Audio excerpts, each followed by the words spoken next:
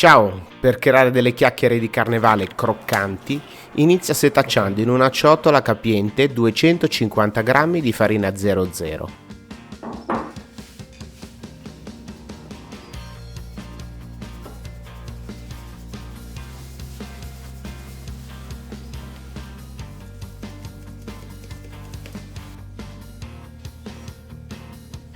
Aggiungi 25 g di zucchero semolato, 8 g di zucchero vanigliato, un pizzico di sale, 3 tuorli, 20 g di burro fuso intiepidito,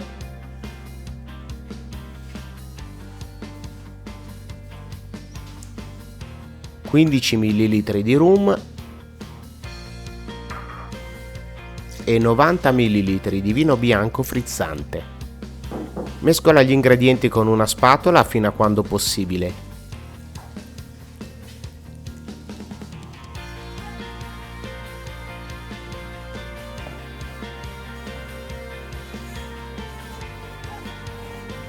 E poi impasta a mano fino ad ottenere un impasto omogeneo. Quindi portalo su un piano di lavoro infarinato e lavoralo fino a quando risulterà sodo e non si attaccherà più al piano.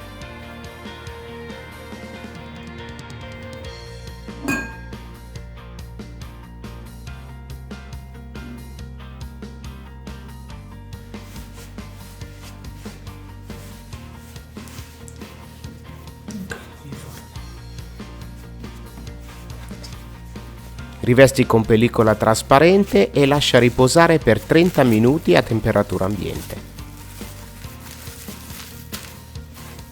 Al termine dei 30 minuti stendi l'impasto con il mattarello fino ad ottenere uno spessore di circa 1-2 mm.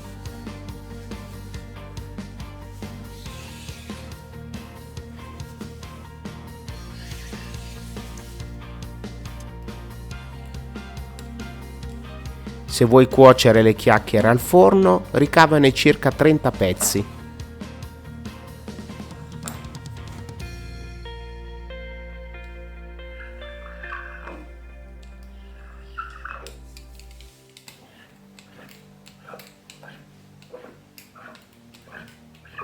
Portali su placche da forno rivestite con carta da forno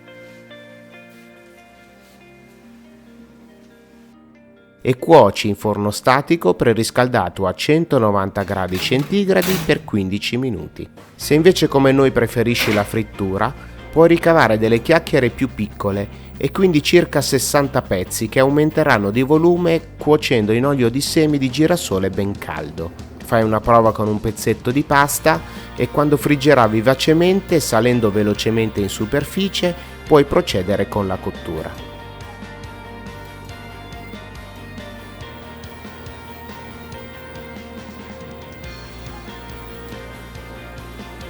Segui la cottura con uno stecchino di legno per evitare scottature e friggi fino a doratura di entrambi i lati. Portali su un contenitore rivestito con carta da cucina